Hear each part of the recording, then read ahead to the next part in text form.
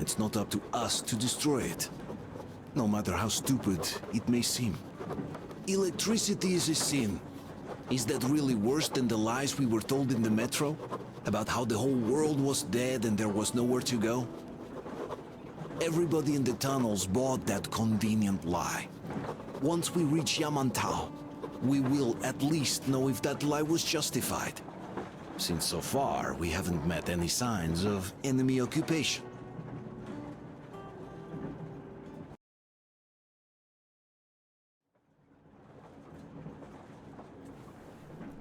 Artyom. Artyom. Wake up, dear. Is he up yet? Artyom, the Colonel wants you on the breach. See you later. Come on, wake up.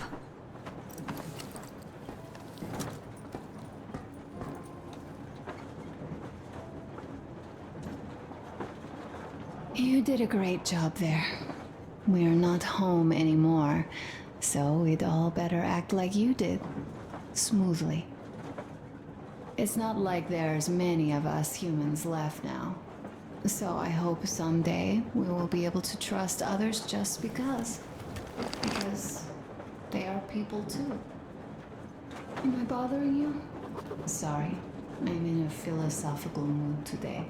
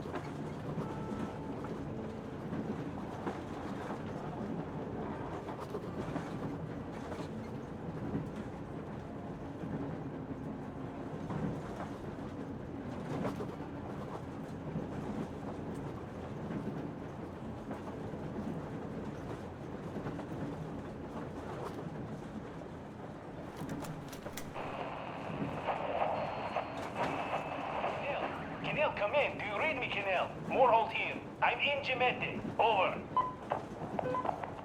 Kinel, come in. Kinel, over. That's just... great. Well, I'll try later.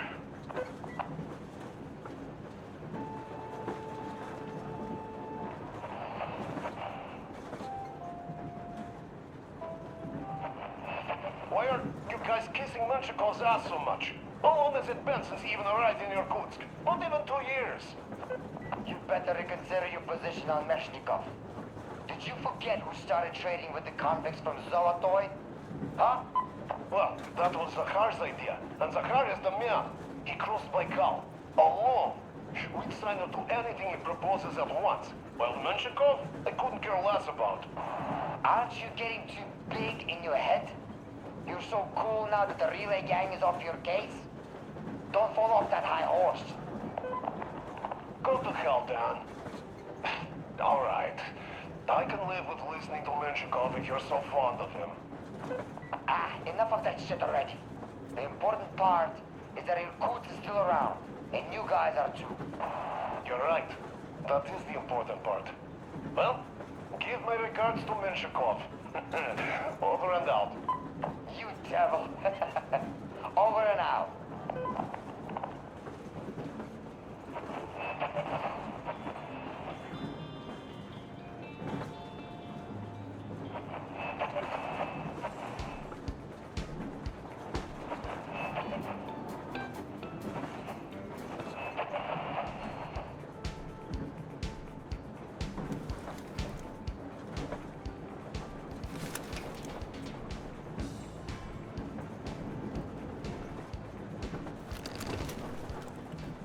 How long have we been on the road for?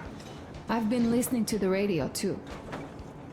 And there was not a single transmission about any occupying force.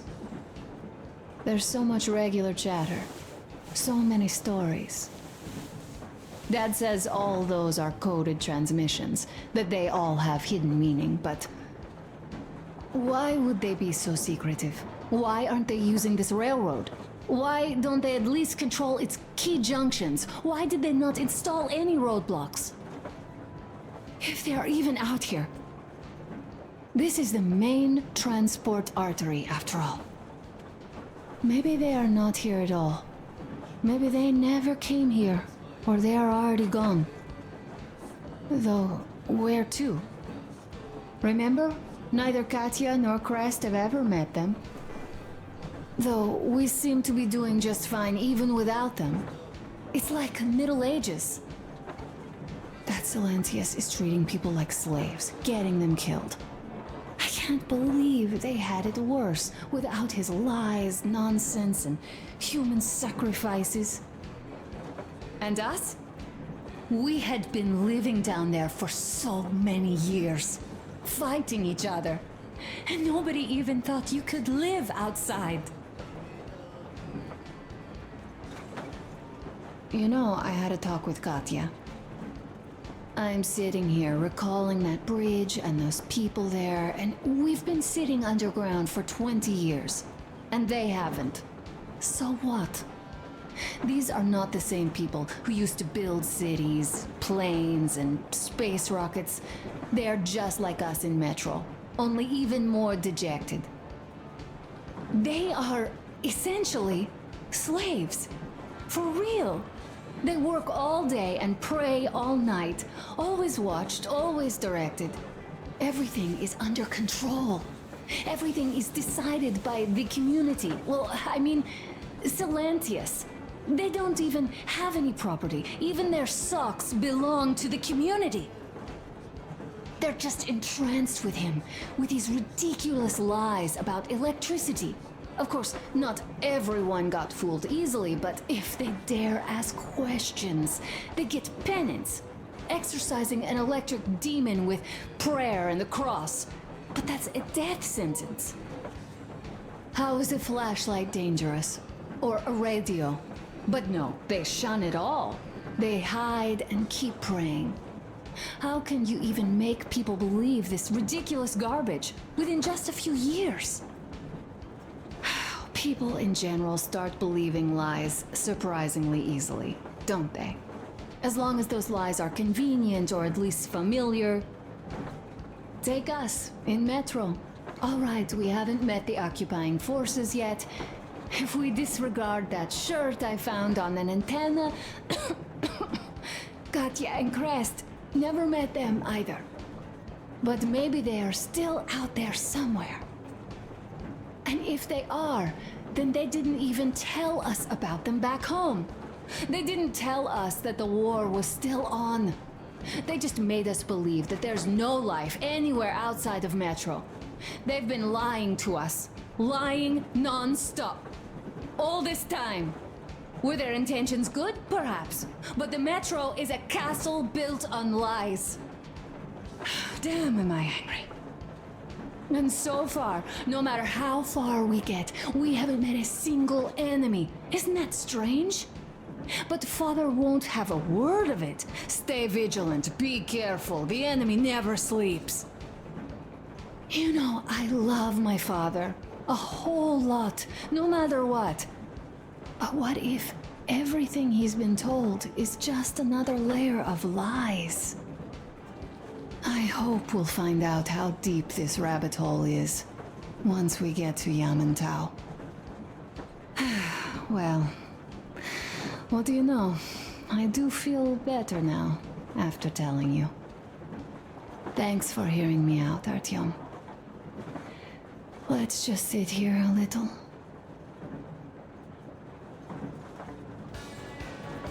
Leaving already?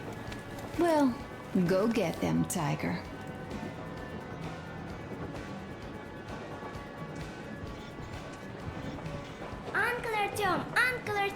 Uncle Tokarev has already set his shop up. Wanna go look? It's so cool. Here, Uncle Artyom. Ah, hi, Artyom. See my new place? Fit for a king, I must say. What do you think of this workbench, eh? Everything is within reach, yet there's so much space left. Most of the stuff you and the guys found outside and gave to me went into making this workshop happen. So thank you. We'll have to keep pitching in like this too.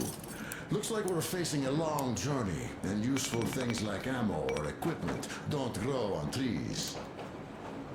Plus, the further from Moscow we get, the harder they'll probably be to get. So don't forget to collect all the materials you find to keep us going. There's so many things to do. I haven't decided where I'm going to work on the suits, but I'll have to, and soon. And it's high time we fixed our uniforms. Some of our people are starting to look pretty ragged, you know?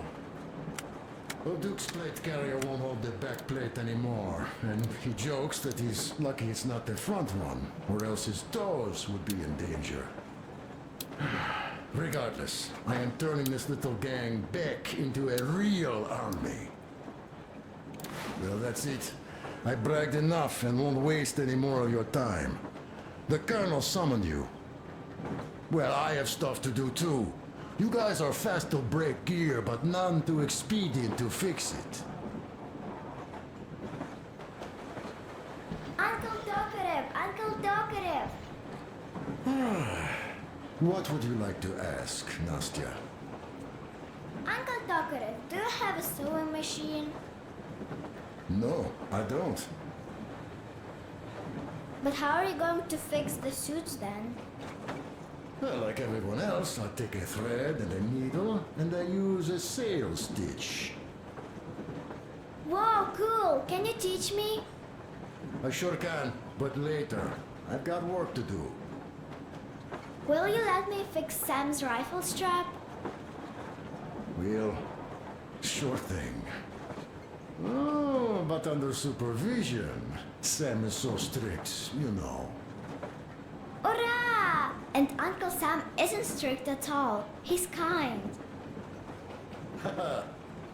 All right, look here. I'll show you once.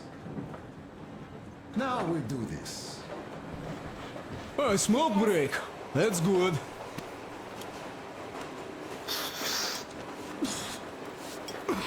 Oh, this is one mean smoke. Damn, this is rough. Well, nothing we couldn't take.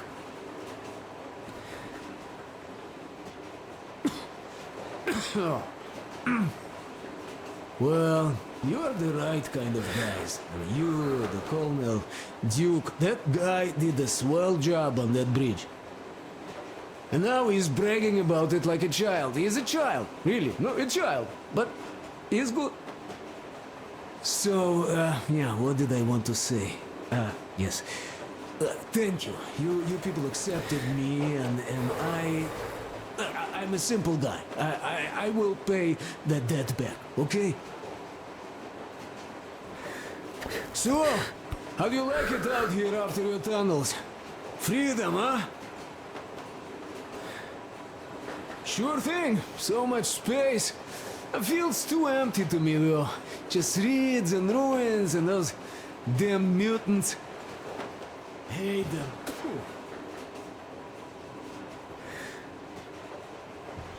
Don't rush it here.